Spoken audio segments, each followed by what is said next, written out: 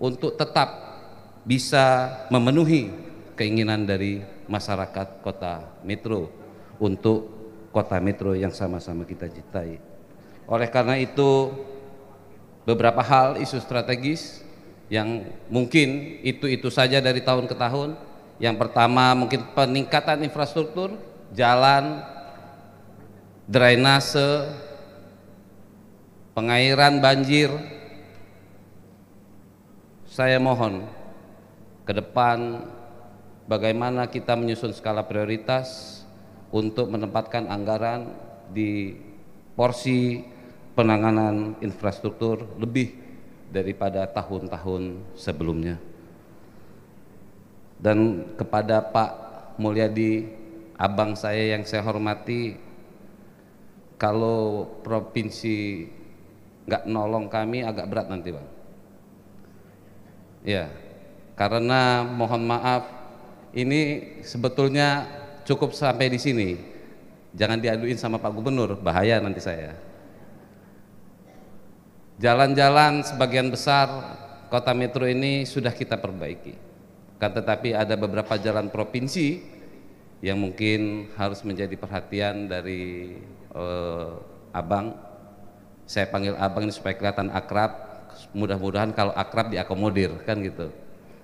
Karena saya kenal sama beliau ini bukan sehari dua hari. Ada beberapa jalan provinsi yang mungkin perlu perhatian khusus dan bisa diakomodir oleh Dinas PU Provinsi. Yang kedua, penanganan banjir, Bang. Banjir ini saya lihat bagaimana Pak Wali dan Pak Wakil kalau hujan udah deg-degan. Kenapa? Karena air nggak kebuang. Airnya nggak kebuang ke sungai. Sementara sungai itu adalah di bawah balai besar air, dan saya mohon kepada abang supaya menormalisasi sungai dan anak sungai yang ada di Kota Metro, sehingga ketika kami membangun drainase, buang airnya jelas. Hari ini yang ada bagaimana air di kali, air di sungai balik ke Kota Metro. Dan mudah-mudahan ke depan ada beberapa lokasi yang akan dibuat embung atau penampungan air oleh Dinas PU. Dalam bidang pendidikan, Kota Metro mempunyai atau memiliki visi kota pendidikan, maka sudah selayaknya pemerintah daerah perlu terus meningkatkan kualitas SDM dan prasarana lembaga pendidikan yang ada, terlebih di tengah pesatnya pembangunan teknologi informasi dengan beragam aplikasi yang dikembangkan. Pendidikan di Metro berbasis teknologi ini harus dikedepankan dan harus mendapatkan perhatian dari pemerintah daerah. Kemudian di bidang kesehatan, yang menjadi fokus kami adalah peningkatan dan pengembangan Rumah Sakit Umum Daerah Sumbersari Bantul, yang sebagaimana kita ketahui sampai hari ini masih terdapat kekurangan dalam fasilitas penunjang dan peningkatan sarana prasarana serta peningkatan kualitas dan kuantitas SDM pada rumah sakit tersebut.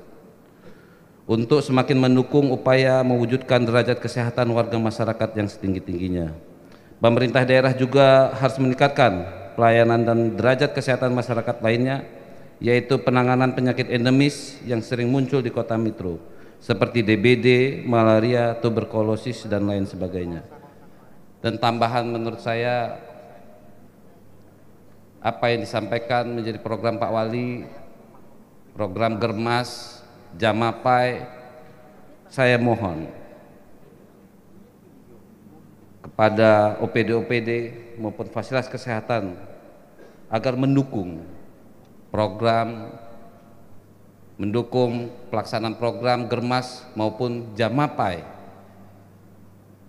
yang menurut kita bisa menjadikan kebanggaan kita, bisa membawa nama Kota Metro di tingkat provinsi maupun di tingkat nasional.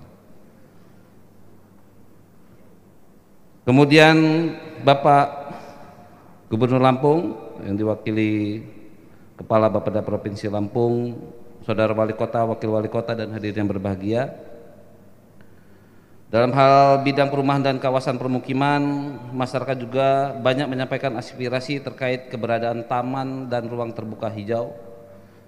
Kemudian yang juga kita minta supaya taman harus dijaga dalam fungsi ekologis. Keberadaan taman tentu untuk mereduksi polusi udara dan menciptakan udara yang sehat dalam fungsi sosial dan menciptakan interaksi sosial antar masyarakat. Kemudian di bidang perhubungan,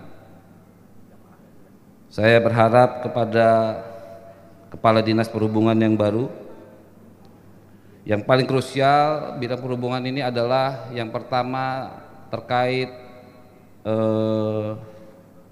penerangan jalan umum. Penerangan jalan umum, kita ini pernah punya semangat bagaimana Kota Metro jalannya mulus kalau malam terang. Oleh karena itu, skala prioritas menurut kami adalah penambahan dan peningkatan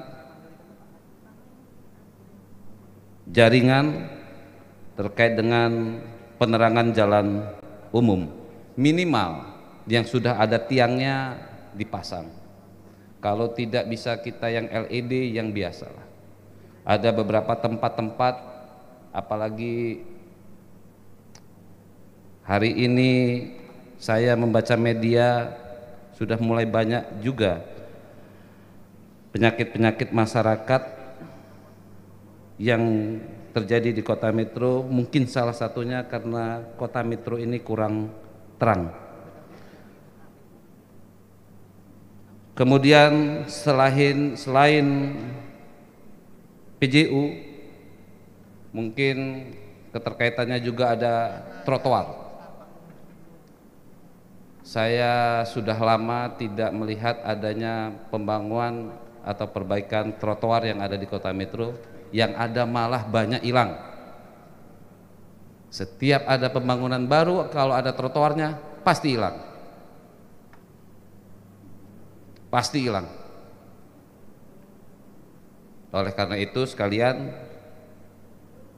pada dinas yang menangani ketertiban umum, mohon untuk bisa di follow up. Kita tidak menolak pembangunan. Alhamdulillah hari ini yang baru ada McD, kemarin pizza dan segala macam, kafe-kafe sudah di mana-mana. Tapi mbok yao, kalau kira-kira mau mengurangi aset kita, karena trotoar itu kan aset, ya komunikasi dulu lah. Dishub, PU,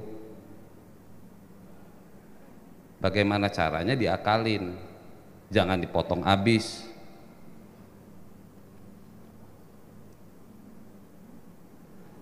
Dalam bidang sosial, kami sangat mengapresiasi adanya perhatian dari pemerintah daerah Kota Metro khususnya, dan juga pemerintah provinsi maupun pemerintah pusat terkait dengan direalisasikannya berbagai program kegiatan pemberian bantuan untuk rehabilitasi dan fasilitas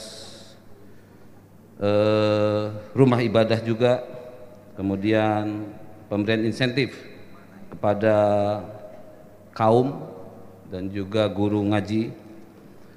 Yang tidak kalah pentingnya terkait dengan isu sosial adalah mengenai data penerima bantuan sosial yang oleh beberapa warga disampaikan kepada kami dianggap kurang mencerminkan rasa keadilan.